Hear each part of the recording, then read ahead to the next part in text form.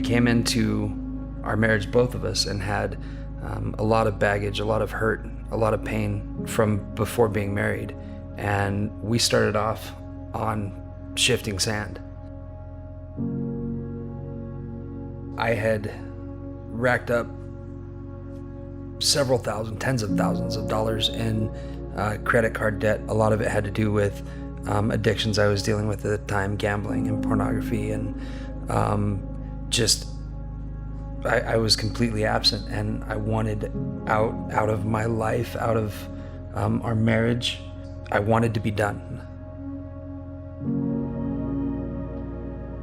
So in January of 2010, I was sitting in my room, and I remember just really wanting to walk away from my entire life.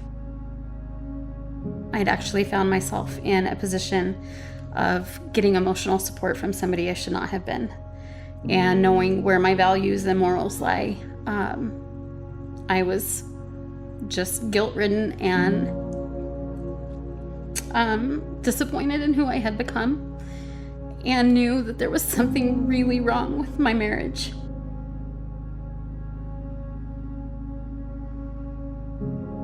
I remember asking Tim to sit down before he left for work that day.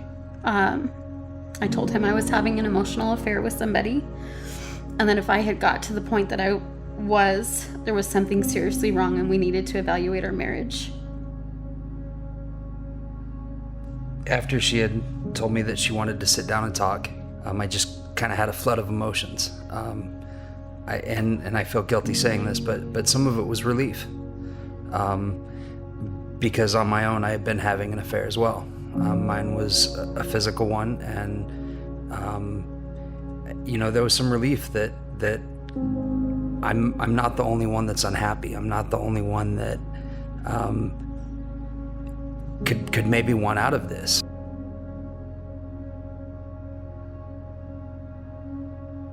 I remember just being on the floor, just praying that God would release me from my marriage. Biblically, I had every right to leave. But I remember every time praying that, hearing God tell me no. And it was in that moment that I really had to shift my perspective and my prayers for Tim. Instead of changing him, I had to focus on viewing him through God's eyes and just being able to see him in a different light.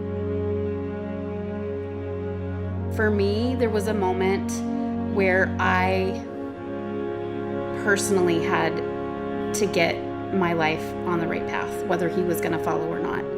I prayed that he would, but I didn't know if he was going to. But I knew that I needed to get help and get healthy for myself and for my kids, regardless of what happened with our marriage.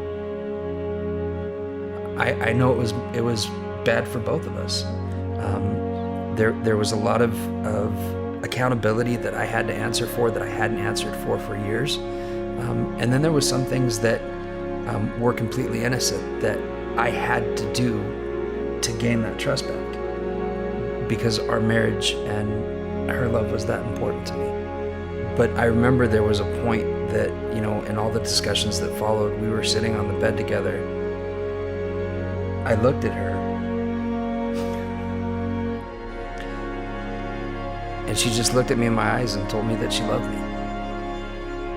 And it was in that moment that I could really see the pain and just the torment that I had put her through.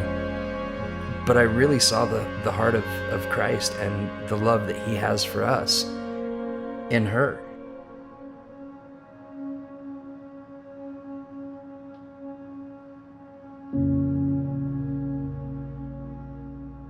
I mean, it's been 9 years since our affairs, and we've had to work together.